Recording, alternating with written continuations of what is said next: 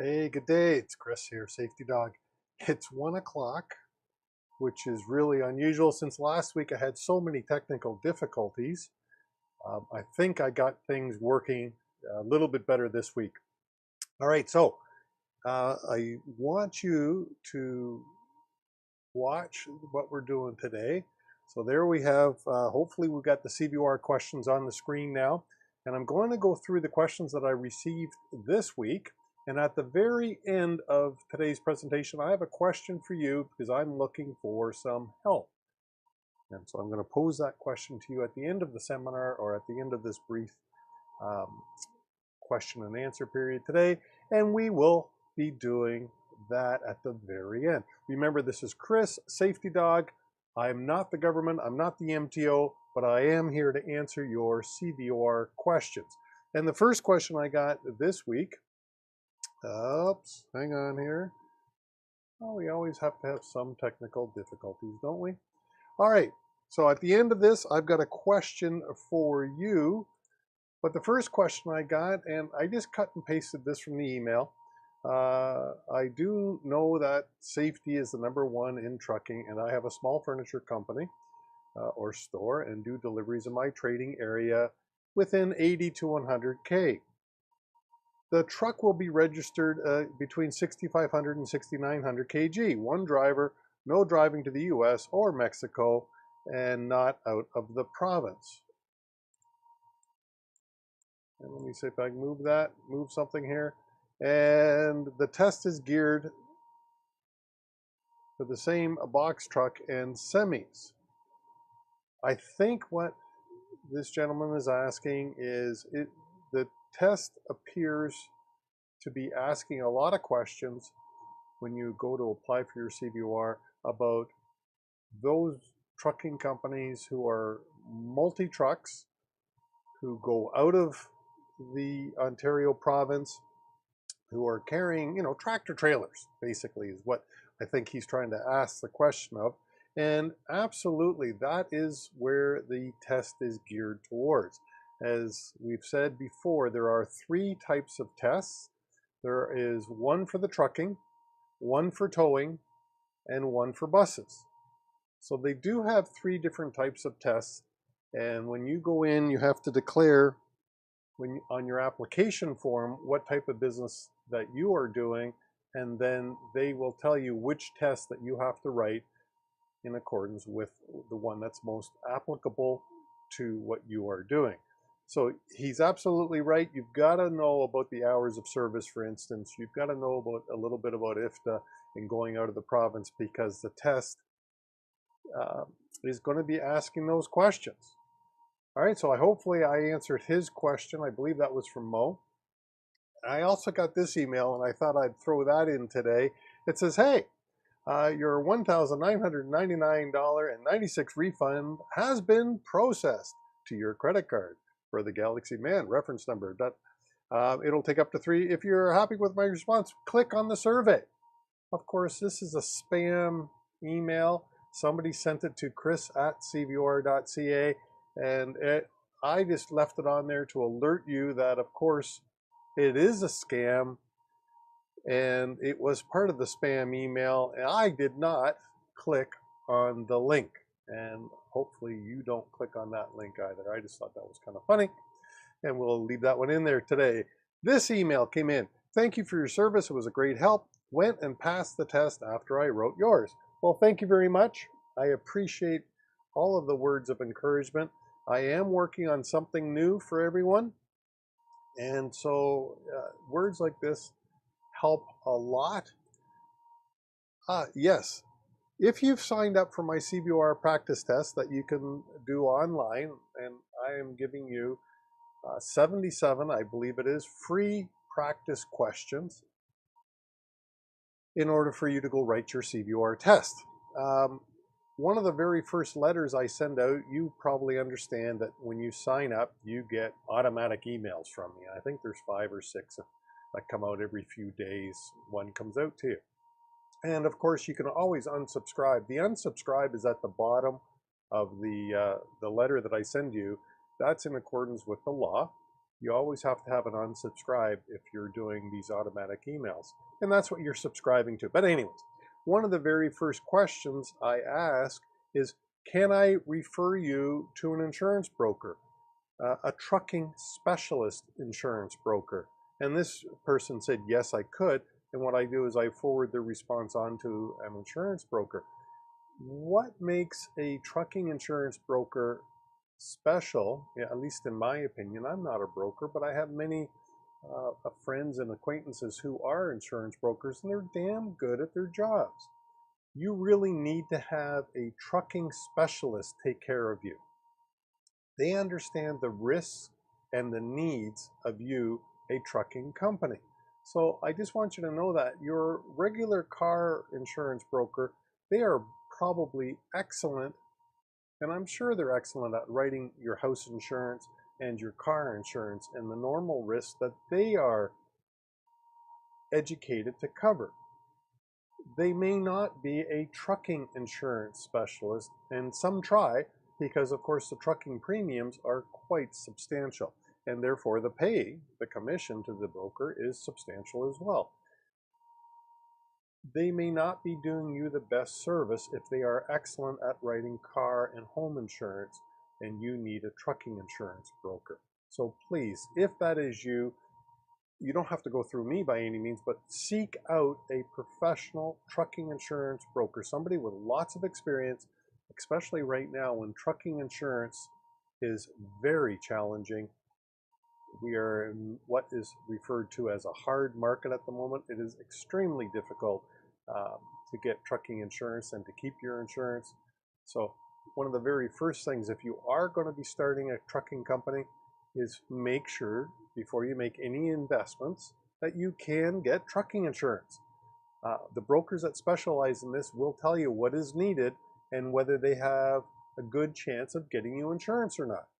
So please reach out to a trucking insurance broking trucker, the beauty of live television, a trucking insurance specialist, and make sure that they can get you covered. All right. Just wanted to cover that. This fellow here said, please stop emailing me. I passed the CVOR test and I'm not interested in your program. Thanks kindly. Perfect. As I said at the beginning, there is an unsubscribe button at the bottom of all my emails that I send out through an auto emailer as required by law. This person didn't see that button, and so they wrote to me directly and I removed them from the emailing list. I don't want to spam you. I want to be of service to you. So please, if you're not liking what I'm getting, or sorry, you're not liking what I'm sending to you, and if you don't see the unsubscribe button, just throw me a quick email. I'm more than happy to remove you from the email list. You don't have to. I hate getting spam, but I do try to be of service. So that's it for that. Now, if you are an existing CVOR holder, so that was the first part. As normal, I try to deal with those of you who are getting and applying for a new CVOR license. And I like all your questions, and please keep emailing me your questions at chris@cvor.ca. If you have an existing CVOR, when do you get into trouble? Well, as you can see here, at 15%, nothing happens. That's an excellent CVOR rating. And if you don't know what overall violation rate is, you need to speak to somebody to understand what overall violation rate is. If you are an existing company with a CVOR, you need to understand what the OVR is. If you don't, reach out to me. I can help. At 35% though, if you get above that number, you will get a warning letter from the MTO. Now, this is called interventions.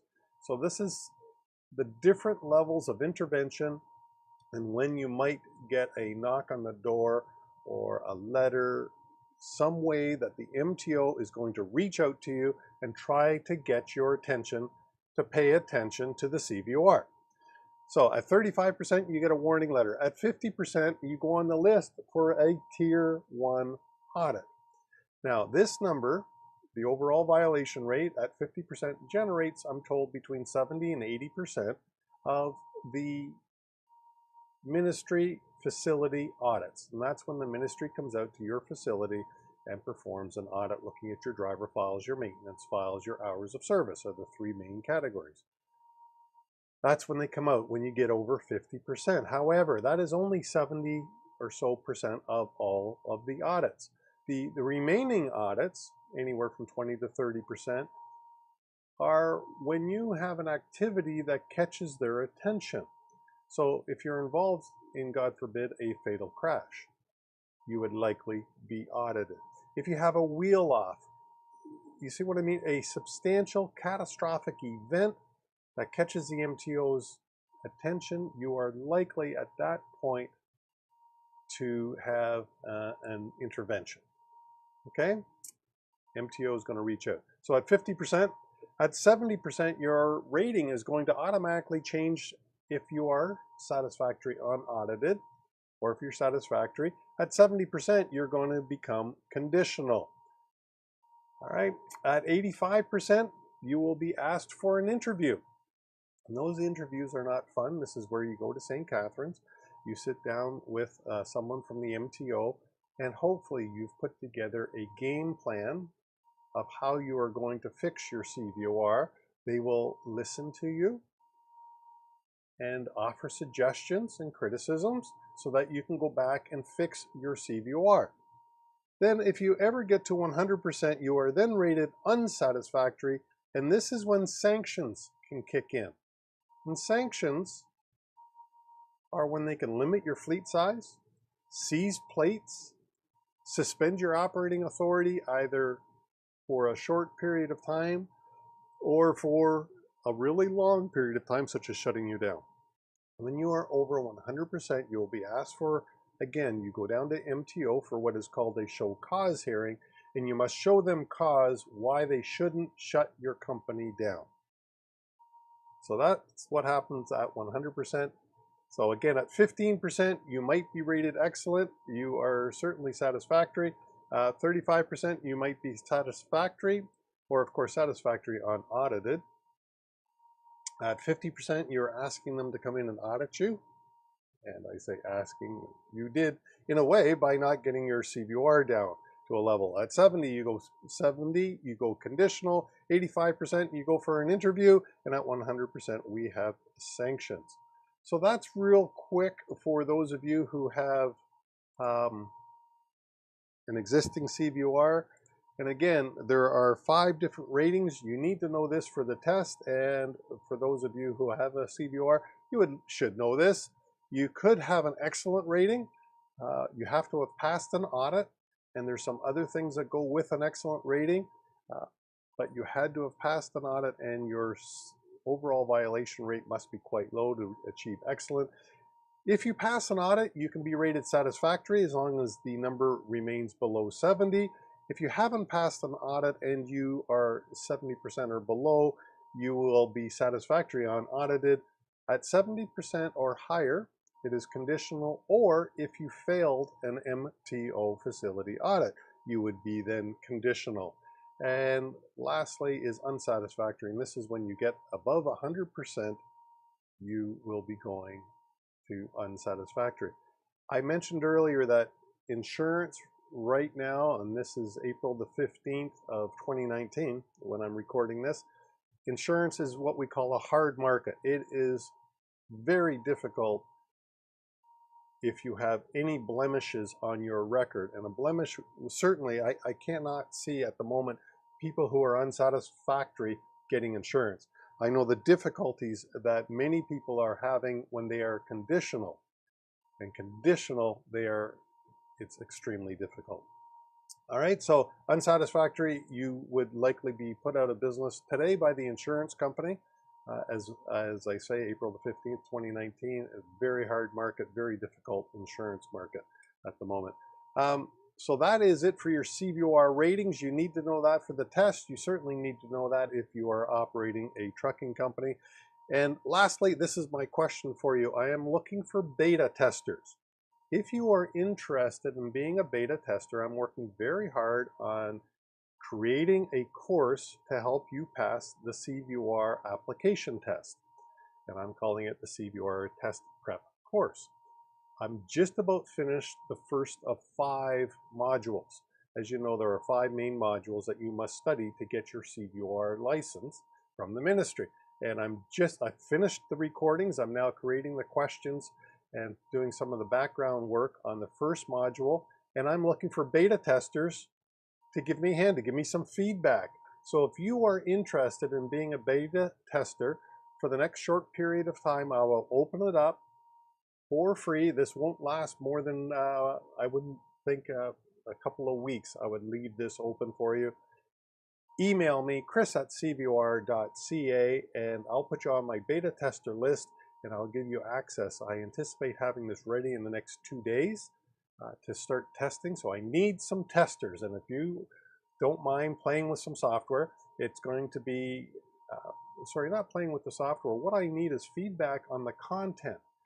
Have what I've created, does it help you pass the test? So that's what I want for you, and I need some people to experiment on. So beta testers, send me an email, chris@cvor.ca, and I look forward to that. That is it for today, April the 15th, 2019. It's Chris, Safety Dog. Thanks for tuning in, and if you appreciate this content, please hit like, share it. Go to my YouTube channel, Safety Dog on YouTube. Subscribe to that. Give me a like over there. I appreciate all your support. I do appreciate you.